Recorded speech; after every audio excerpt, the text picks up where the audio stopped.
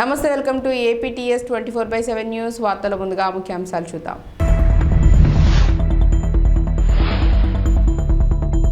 కేసీఆర్ పని అయిపోయింది, కారు షెడ్డుకే రేవంత్.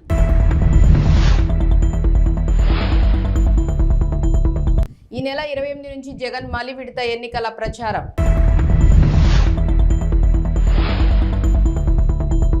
ఈ నెల 29న తెలంగాణలో జేపీ నడ్డా పర్యటన.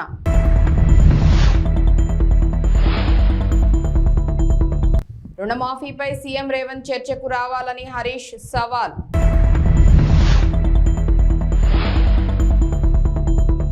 టీటీడీకి చెందిన 2000 నోట్ల మార్పిడికి ఆర్బీఐ అంగీకారం. దేశంలో కాంగ్రెస్ పార్టీ కష్టాల్లో ఉన్నప్పుడు ఆనాడు ఇక్కడి ప్రజలు మెదక్ గడ్డపై ఇందిరమ్మను గెలిపించారని ముఖ్యమంత్రి రేవంత్ రెడ్డి అన్నారు. ఈ సందర్భంగా మాట్లాడుతూ 1999 నుంచి 2024 వరకు 25 సంవత్సరాలు మెదక్ పార్లమెంటు బీజేపీ బీఆర్ఎస్ చేతిలోనే ఉందని అన్నారు. ఆనాడు ఇందిరమ్మ తెచ్చిన పరిశ్రమలు తప్ప బీజేపీ బీఆర్ఎస్ ఈ ప్రాంతానికి చేసిందేం లేదని అన్నారు. 10 ఏళ్ల బీఆర్ఎస్ పాలనలో మెదక్ ప్రజలకు ఒరిగిందేం లేదని అన్నారు. ముఖ్యమంత్రిగా ఈ రాష్ట్ర ప్రజలకు ఇచ్చిన హామీలు అమలు చేయకపోను 4 కోట్ల తెలంగాణ ప్రజల్ని మోసం చేసినందుకు మొన్న డిసెంబర్ నాడు మీరందరూ కలిసి టిఆర్ఎస్ పార్టీని తిత్తిదీసి కోదండానికి వేలాడేసి ఈరోజు కారు గుర్తును కార్ఖానకు పంపించారు. అయ్యా కొడుకులు చెప్తున్నారు కారు కార్ఖానకు పోయింది మళ్ళీ వాపసు వస్తుందని. మాకానే చెప్తున్నాడు సార్ ఇక అది కార్ఖానా నుంచి వాపసు రాదు, తూకానికి అమ్మాల్సిందే, దాని పని అయిపోయింది, అనుం చెడ్డది అని చెప్పి. అందుకే ఇవాళ కేసీఆర్ ఎన్ని చెప్పినా, కేటీఆర్ ఎన్ని అబద్ధాలు మాట్లాడినా, తండ్రి 4 గంటలు కొడుకు 2 గంటలు టీవీ 9లో కూర్చొని ఎంత దుఃఖం వెళ్ళిపుచ్చినా ప్రజలకు సానుభూతి రాలేదు. ఇవాళ ఆ సానుభూతి రాలేదు అని చెప్పి చంద్రశేఖరరావు గారు బస్ వేసుకొని బయలుదేరిండు. కారు పని అయిపోయిందని ఇవాళ బస్సు వేసుకొని బయలుదేరిండు. నిన్న మిర్యాలగూడ పోయిండు, సూర్యాపేట పోయిండు, భువనగిరికి వచ్చిండు. ఇవాళ ఆయన యాత్ర చూస్తుంటే 100 ఎలుకలు తిన్న పిల్లంట తీర్థయాత్రలకు పోయి వచ్చిందంట. నా పాపాలన్నీ మన్నించు అని. 10 ఏళ్ళు అధికారంలో ఉండి ప్రజలు వస్తే రానియక ఫామ్ హౌస్ దగ్గరకు వస్తే లాఠీ చార్జ్ చేయించి ప్రగతి భవన్లో ఎర్ర టెండలో గద్దరన్న కలవడానికి వస్తే 4 గంటలు ప్రగతి భవన్ గేట్ల ముందల గద్దరన్నను కూర్చోబెట్టింది మర్చిపోయినట్టున్నాడు. 10 ఏళ్ళ అధికారంలో ఉన్నప్పుడు సచివాలయానికి రాలే, ప్రగతి భవన్లో లోపలికి మనల్ని రానియలే. ఏ రోజు కూడా తెలంగాణ ప్రజలు గుర్తురాలే. తెలంగాణ రైతులు, విద్యార్థులు, నిరుద్యోగ యువకులు, మహిళలు, మైనార్టీలు ఏ ఒక్కరు కూడా చంద్రశేఖరరావుకు గుర్తు రాలే. అధికారం ఉన్నంతసేపు ఆంధ్ర కాంట్రాక్టర్లు, హైదరాబాదు రియల్ ఎస్టేట్ వాళ్ళు ఆయన గుర్తొచ్చిండ్రు తప్ప ఏ రోజు కూడా తెలంగాణ 4 కోట్ల ప్రజల్ని పట్టించుకోలే. ఈ కార్యకర్తలు కష్టపడి కారును ఖతం చేస్తే ఇవాళ మళ్ళా ప్రజలు గుర్తొచ్చి చంద్రశేఖరరావు ఫామ్ హౌస్ల నుంచి బయటికి వచ్చిండు. ఫామ్ హౌస్ గేట్లు బార్లా తెరుచుకొని ప్రజల్ని రమ్మంటుడు. అంత అయిపోయినాక ఆ చేతులు కాలినాక ఆయన ఇవాళ ఆకులు పట్టుకున్నట్టు బయలుదేరాడు. 4 గంటలు వచ్చి టీవీలో కూర్చున్నాడు. నేను అడుగుతున్న చంద్రశేఖరరావును, 4 గంటలు వచ్చి టీవీలో కూర్చోనికి వచ్చింది కానీ వారం రోజులు అసెంబ్లీ నడిపి కాళేశ్వరం నుంచి ఇందిరమ్మ ఇండ్ల వరకు నిరుద్యోగ యువకుల ఉద్యోగాల కోసము, రైతు రుణమాఫీ కోసము, రైతు బంధు కోసము, మైనార్టీ రిజర్వేషన్ల కోసం అసెంబ్లీలో చర్చ పెట్టినాం. చర్చలు మాత్రం రాలే. ఎందుకంటే చర్చలకు వస్తే ఎదురుగా కాంగ్రెస్ వాళ్ళు ఉంటారు, రేవంత్ రెడ్డి ఉంటారు, అడుగుతారు, కడుగుతారు, అంగిప్పి 4 దంచుతారని అసెంబ్లీకి రాలే. ఇక ఆయన పోయిన టీవీలో అడిగేటోడు ఆళ్ళోడే, చూపించేటోడు ఆడోళ్ళే, మొత్తం వాళ్ళే. చూపించుకోనికే టీవీ ఉంది, రాసుకోనికే పేపర్ ఉందని నోటికి వచ్చింది. 4 గంటలు కూర్చొని మాట్లాడి మీరెవరైనా నమ్మినరా? ఎవరైనా నమ్మిరా? రుణమాఫీపై సీఎం రేవంత్ రెడ్డి, మాజీ మంత్రి హరీష్ రావు మధ్య రాజీనామా సవాలు రసవత్తరంగా మారింది.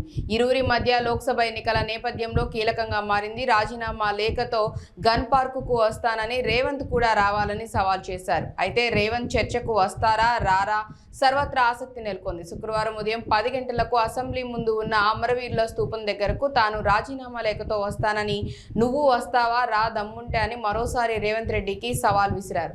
రాజీనామా లేఖను మేధావుల చేతుల్లో పెడదామని తెలిపారు. గ్యారంటీల గాలిని ఫెయిల్ అయిపోయింది. బాండ్ పేపర్లతో ప్రజల్ని మోసం చేసినాం.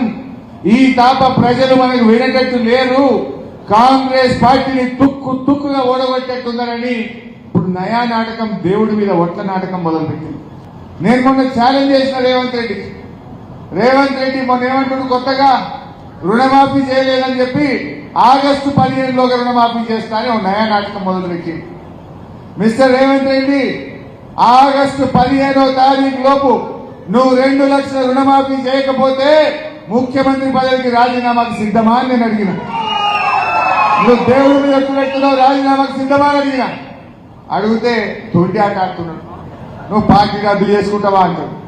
నేను మళ్ళీ ఇవాళ అడుగుతున్నా ఈ ఖమ్మం నుంచి, రేవంత్ రెడ్డి గారు ఆగస్టు 15వ తారీఖు లోపు ఇచ్చిన మాట ప్రకారంగా వడ్డీతో సహా 39,000 కోట్ల రూపాయల రుణమాఫీని నువ్వు ఖచ్చితంగా చేస్తావా చేయవా ప్రజలకు సమాధానం చెప్పు.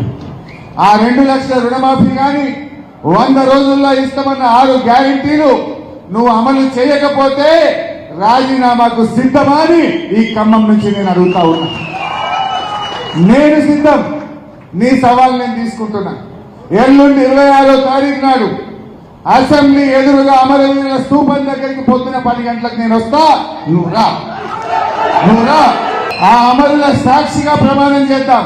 ఆగస్టు 15వ తారీఖు లోపు నువ్వు 2 లక్షల మాఫీ చేస్తా అని 100 రోజుల్లో బాండ్ పేపర్ మీద రాసిచ్చి అమలు చేస్తా, 6 గ్యారెంటీలు అమలు చేస్తా అని చెప్పి నువ్వు ప్రమాణం చేయి, నేను ప్రమాణం చేస్తా. నువ్వు అమలు చేస్తే నేను ఎమ్మెల్యేకు రాజీనామా చేస్తా, మళ్ళా పోటీ కూడా చేయండి. నువ్వు అమలు చేయకపోతే ముఖ్యమంత్రి పదవికి రాజీనామా చేయడానికి సిద్ధంగా ఉన్నావా అని అడుగుతా ఉన్నాను. ఇది ప్రజల్ని మోసం చేయడం కదా. నువ్వు అమలు చేసేది నిజమైతే, నువ్వు మాట మీద ఉండేది నిజమైతే రా అమరవీరుల స్తూపం దగ్గరికి.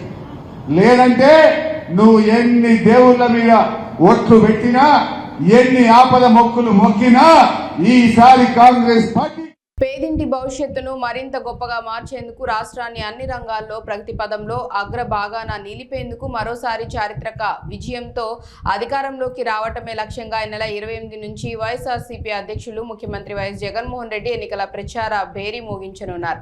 ప్రతిరోజు 3 అసెంబ్లీ నియోజకవర్గాల్లో జరిగే బహిరంగ సభల్లో పాల్గొంటారు. ఈ నెల 28న ఉదయం 10 గంటలకు తాడిపత్రిలో నిర్వహించే బహిరంగ సభ ద్వారా ఎన్నికల ప్రచారానికి శ్రీకారం చుట్టనున్నారు. పోలింగ్ సమయం సమీపిస్తూ ఉండడంతో ఏపీలో రాజకీయ వాతావరణం మరింత హాట్గా తయారైంది. అధికార విపక్ష పార్టీలు ప్రచారాన్ని హీటెక్కిస్తున్నాయి. ఇప్పటికే తొలి దశ ప్రచారాన్ని పూర్తి చేశారు. తొలుత 4 ప్రాంతాల్లో సిద్ధం సభలు నిర్వహించారు. మార్చి నెలాఖరున మేమంతా సిద్ధం పేరుతో బస్సు యాత్ర సైతం నిర్వహించారు. ఇడుపులపాయ నుంచి ఇచ్చాపురం వరకు జరిగిన ప్రచారం సందర్భంగా విపక్ష కూటమిపై నిప్పులు చెరిగారు. వైసీపీకి ఓటేస్తేనే సంక్షేమ పథకాలు అమలవుతాయని, బాబుకు ఓటేస్తే నిండా మునిగినట్లేనని ప్రజలకు సూచించారు సీఎం జగన్. ఈ యాత్ర వైసీపీ శ్రేణుల్లో జోష్ నింపింది. పులివెందులలో నామినేషన్ వేసిన తర్వాత మరో విడత ప్రచారానికి సిద్ధమయ్యారు సీఎం జగన్. ఈ నెల 28 నుంచి రాష్ట్ర వ్యాప్తంగా పర్యటన చేయనున్నారు. ప్రతిరోజు 3 అసెంబ్లీ నియోజకవర్గాల్లో బహిరంగ సభలు నిర్వహించనున్నారు. ఈ నెల 28న ఉమ్మడి అనంతపురం జిల్లా తాడిపత్రి, నెల్లూరు జిల్లా వెంకటగిరి, కందుకూరులో బహిరంగ సభలు నిర్వహించనున్నారు. ఈ నెల 29న చోడవరం, పి గన్నవరం, పొన్నూరు, 30వ తారీఖున కొండపి, మైదుకూరు, పీలేరులో సిద్ధం సభలు జరగనున్నాయి. మే 1వ తారీఖున బొబ్బిలి, పాయకరావుపేట, ఏలూరులో బహిరంగ సభలు నిర్వహించనున్నారు. ఈ మేరకు పార్టీ క్యాడర్ రూట్ మ్యాప్ తయారు చేయడం జరిగింది. రాష్ట్రంలో పార్లమెంట్ ఎన్నికల్లో డబుల్ డిజిట్ సీట్లే లక్ష్యంగా పెట్టుకున్న బీజేపీ ప్రచారాన్ని స్పీడ్ చేసింది. ఇందులో భాగంగా ఈ నెల 29న రాష్ట్రానికి జేపీ నడ్డా రానుండగా 30న మోదీ పర్యటన ఖరారైంది. రాష్ట్రంలో ఎన్నికల షెడ్యూల్ రిలీజ్ అయ్యాక తొలిసారిగా మోదీ రాష్ట్రానికి రానున్నారు. ఈ నెల 30న జహీరాబాద్ ఎంపీ అభ్యర్థి బీబీ పాటిల్, మెదక్ పార్లమెంట్ అభ్యర్థి రఘునందన్ రావుకు మద్దతుగా ప్రచారం నిర్వహించనున్నారు. త్వరలో ఆందోల్ అసెంబ్లీ నియోజకవర్గంలోని సుల్తాన్పూర్లో మధ్యాహ్నం 3 గంటలకు నిర్వహించనున్న బీజేపీ విశాల జనసభలో మోదీ పాల్గొంటారని ఆ పార్టీ నేతలు ప్రకటించారు. అదే రోజు సాయంత్రం శేరిలింగంపల్లి నియోజకవర్గంలో ఐటీ ఎంప్లాయీస్ ఇంటలెక్చువల్స్తో సమావేశమయ్యే ఛాన్స్ ఉంది. అలాగే మే 3-4 తేదీల్లోనూ మోదీ రాష్ట్రానికి రానున్నారని పార్టీ వర్గాలు చెప్తున్నాయి. మే 3న వరంగల్ పార్లమెంట్ పరిధిలో ఒక సభ, భువనగిరి, నల్గొండ ఎంపీ సెగ్మెంట్లను కలుపుతూ మరో సభలో ఆయన పాల్గొంటారు. 4న మహబూబ్ నగర్ పార్లమెంట్ పరిధిలోని నారాయణపేటలో, చేవెళ్ల ఎంపీ నియోజకవర్గంలోని వికారాబాద్లో సభలో మోదీ ప్రసంగించనున్నారు. గురువారం కేంద్ర హోంశాఖ మంత్రి అమిత్ షా సిద్దిపేటలో జరిగే బహిరంగ సభలో పాల్గొనగా, కరీంనగర్లో ఎంపీ అభ్యర్థి బండి సంజయ్ నామినేషన్ కు గుజరాత్ సీఎం భూపేందర్ పటేల్, నిజామాబాద్ ఎంపీ అభ్యర్థి అరవింద్ నామినేషన్ కు ఉత్తరాఖండ్ సీఎం పుష్కర్ సింగ్ ధామీ పాల్గొనున్నారు.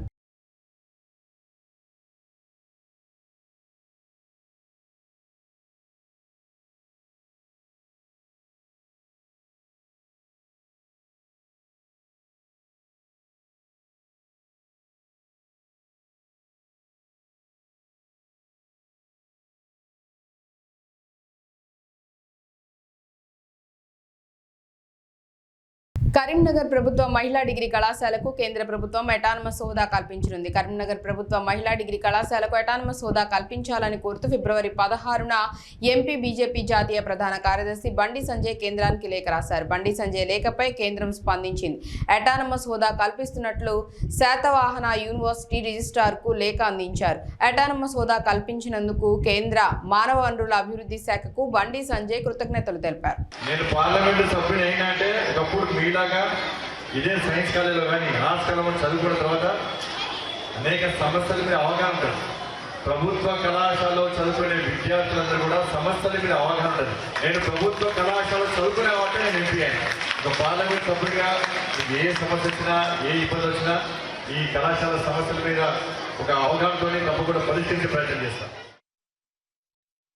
కలియుగ ప్రత్యక్ష దైవం తిరుమల శ్రీ వెంకటేశ్వర స్వామి వారి దర్శనానికి ప్రతిరోజు వేలాది మంది భక్తులు తరలి వస్తుంటారు.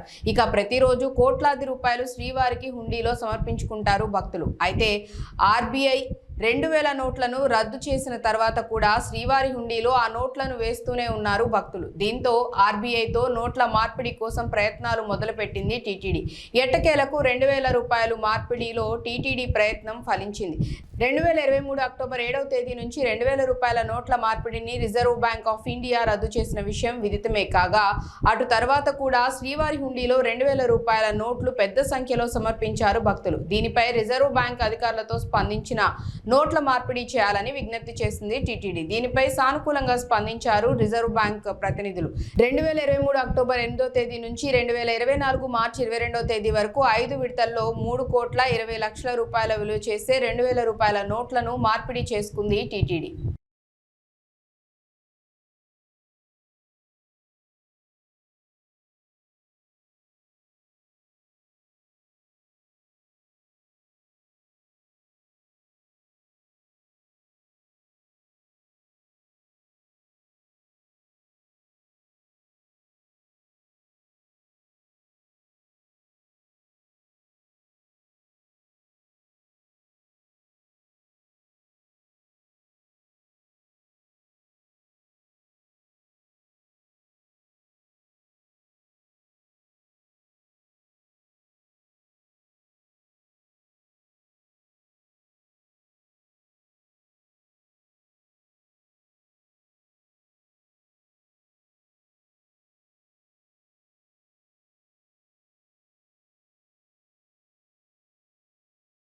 తెలుగు రాష్ట్రాల్లో ఎండలు మండిపోతున్నాయి. రికార్డు స్థాయిలో ఉష్ణోగ్రతలు నమోదవుతున్నాయి. పలు జిల్లాల్లో ఉష్ణోగ్రతలు 45 డిగ్రీలకు పైమాటే.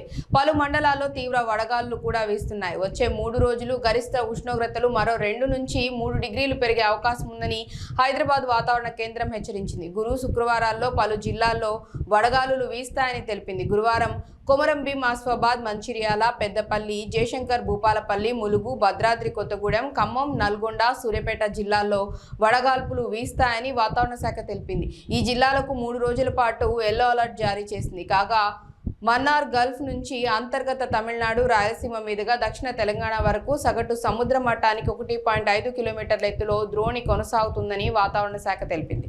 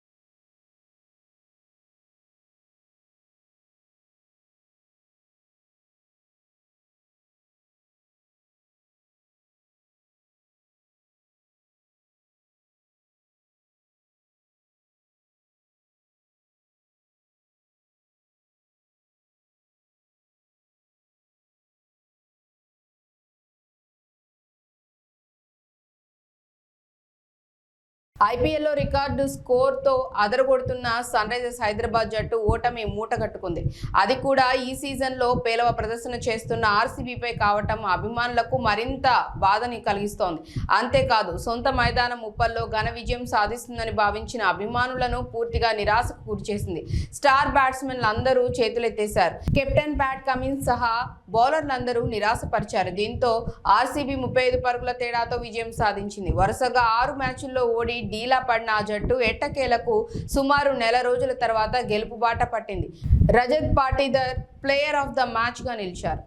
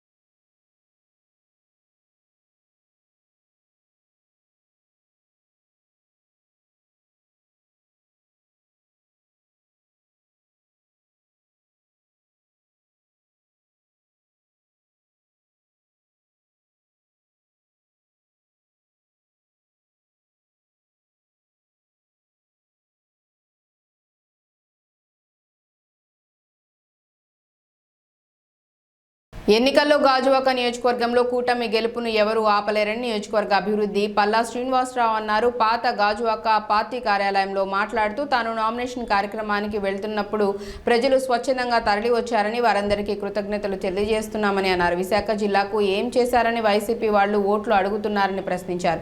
రాష్ట్రాన్ని అప్పుల ఊబిలోకి నెట్టారని ఓట్లేయాలా లేక ప్రజాధనాన్ని దుర్వినియోగం చేస్తున్నారని ఓట్లేయాలా అని నిలదీశారు. గత 5 ఏళ్లలో గాజువాక ఎలాంటి అభివృద్ధికి నోచుకోలేదని అన్నారు.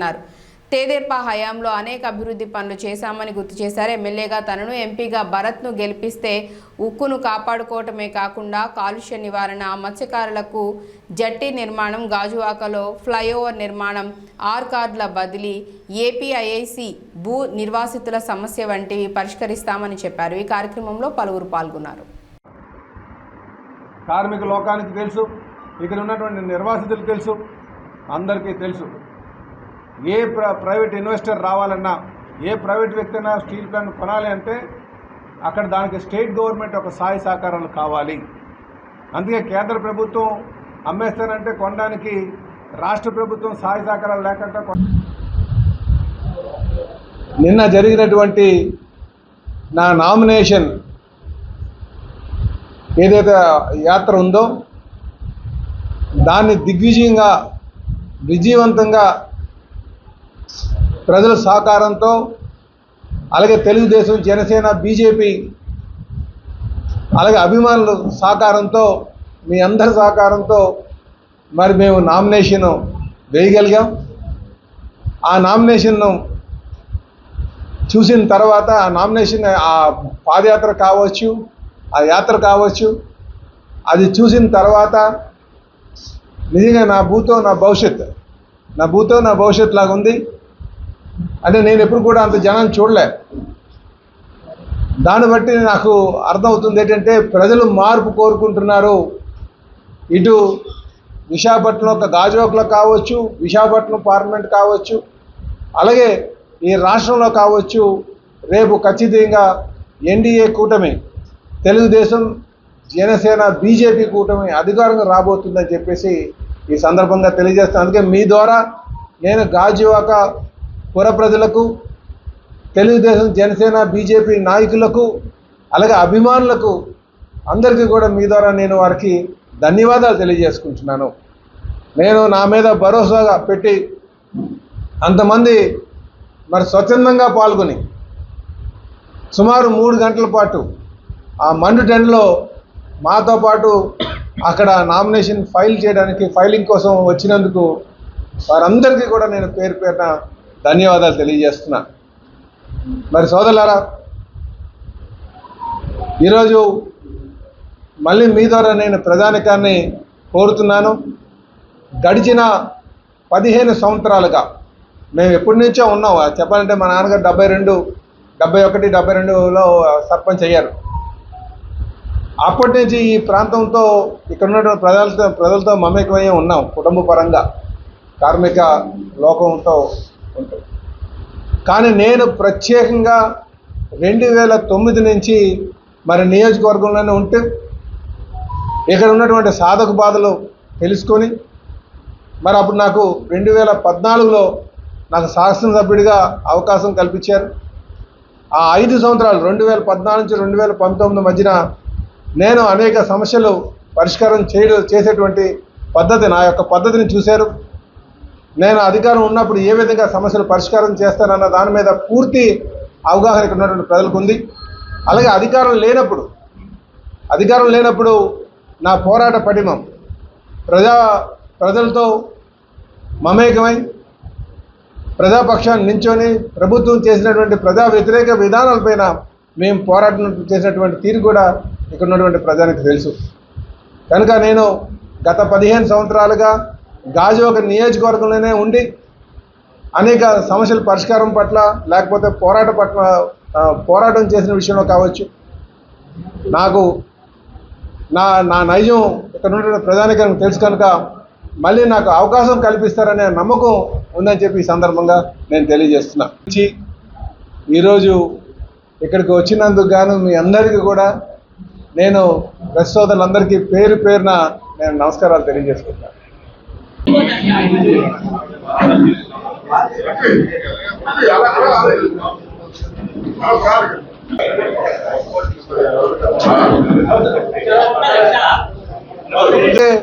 ప్రత్యక్షంగా ఉద్యోగస్తులు 35 వేల మంది ఉన్నారు.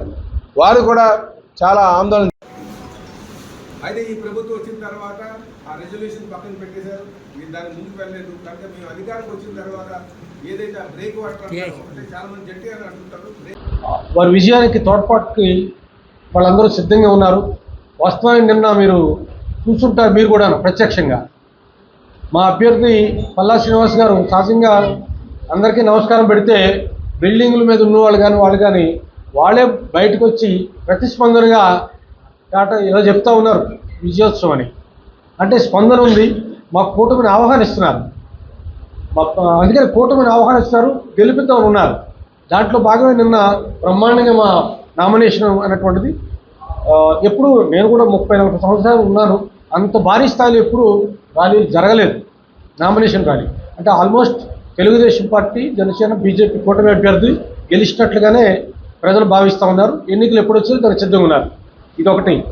2, గుడివాడ అమర్నాథ్ నిన్న తన ముఖం చూస్తేనో తన పేరు చెప్తేనో ప్రజలు ఓట్లేరేనో, లేకపోతే జగన్మోహన్ రెడ్డి పేరు చెప్తే అసలైరేనో మా పవన్ కళ్యాణ్ గారి ఫోటో పెట్టుకొని ఊరేగుతున్నాడు ఆయన.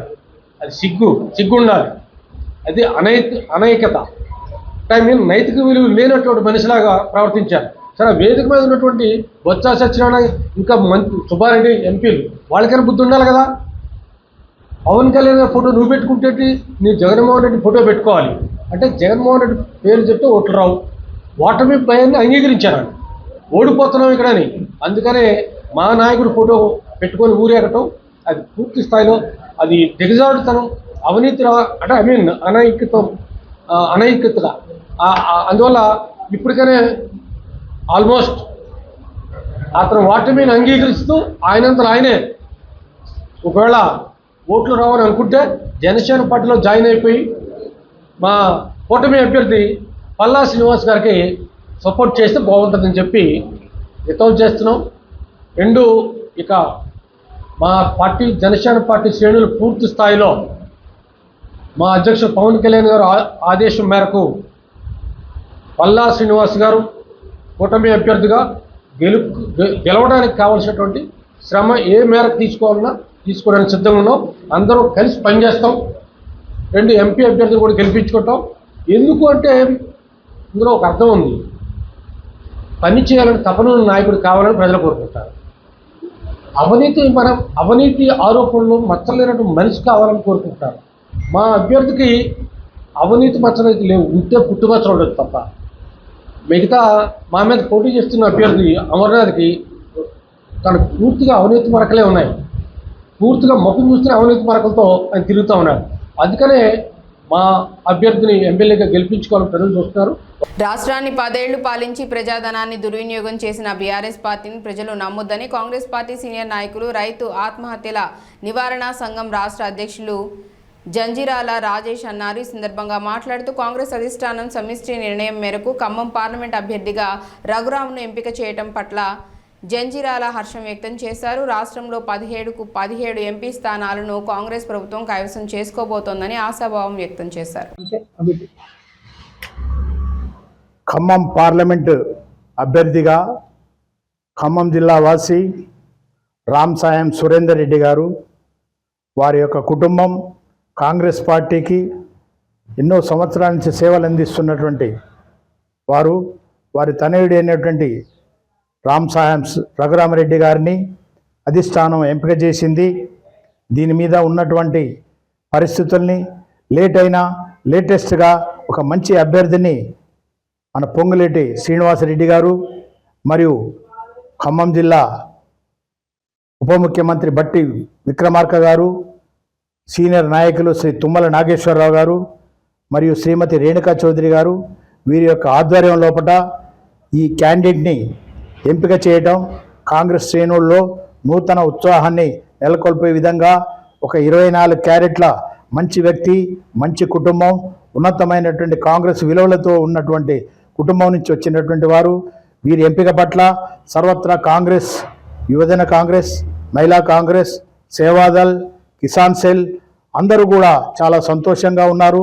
ఎందుకనంటే ఖమ్మం జిల్లా కానివ్వండి, వరంగల్ జిల్లా కానివ్వండి, ఉమ్మడి ఖమ్మం జిల్లాలో కూడా వీరి యొక్క రామ్ సహాయం వాళ్ళ యొక్క దానకరణం లోపల లబ్ధి పొందినటువంటి వారు. అలాంటి కుటుంబం నుంచి ఒక మంచి వ్యక్తి ఇవాళ పార్లమెంటుగా ఎంపిక చేశారు. వీరందరి గెలుపు అత్యధిక మెజారిటీలో గెలిపించేటువంటి కార్యక్రమంలో మేమంతా ముందుంటామని చెప్పేసి కాంగ్రెస్ శ్రేణులు అందరూ కూడా ఉదయం నుంచి ఫోన్ చేసి మాట్లాడుతున్నారు. కాబట్టి వీరిని ఎంపిక చేసినటువంటి మల్లికార్జున ఖర్గే గారు కానివ్వండి, శ్రీమతి సోనియా గాంధీ గారు కానివ్వండి, శ్రీ రాహుల్ గాంధీ గారు కానివ్వండి, శ్రీమతి ప్రియాంక గాంధీ గారు కానివ్వండి, మరి అదేవిధంగా రాష్ట్ర ముఖ్యమంత్రి శ్రీ రేవంత్ రెడ్డి గారు కానివ్వండి, అనేక మంది పెద్దలందరికీ కూడా హృదయపూర్వక ధన్యవాదాలు తెలియజేస్తూ రామ్ సహాయం రఘురామరెడ్డి గారిని విజయాన్ని అప్రతిహతంగా బంపర్ మెజారిటీతో ఖమ్మం జిల్లా నుంచి వరంగల్ జిల్లాలో, ఖమ్మం జిల్లాలో 2 నియోజకవర్గాలు, అదేవిధంగా వరంగల్లో ఉన్నటువంటి 2 పార్లమెంటు స్థానాలు కూడా 4 పార్లమెంటు స్థానాలను కూడా కాంగ్రెస్ పార్టీ కార్యకర్తలు మరియు బడుగు బలహీన వర్గాలు, బీసీలు, ఎస్సీలు, ముఖ్యంగా బంజారాలు వీళ్ళందరూ కూడా కాంగ్రెస్ పార్టీ పట్టం కట్టాలనేటువంటి దాని మీద ఉన్నారు.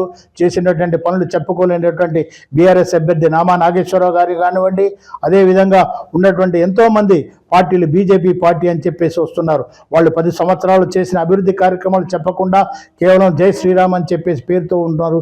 రాముడు అందరివాడు, రాముడు కులాల మతాల పేరు మీద తీసుకొచ్చేటువంటి వారు కాదు. అందరూ కూడా ముస్లిమ్స్లో కూడా శ్రీరామనవమి రోజు పాల్గొని దైవికంగా మరి పనిచేసినటువంటి వాళ్ళు ఉన్నారు. అలాంటి సెక్యులర్ కంట్రీ లోపల కేవలం రామంతోటి 10 సంవత్సరాల పరిపాలన పూర్తవుతుంది అనుకుంటున్నారు. అది పొరపాటు. కానీ రాముడు అందరివాడు, అందరికీ కావలసినటువంటి వారు.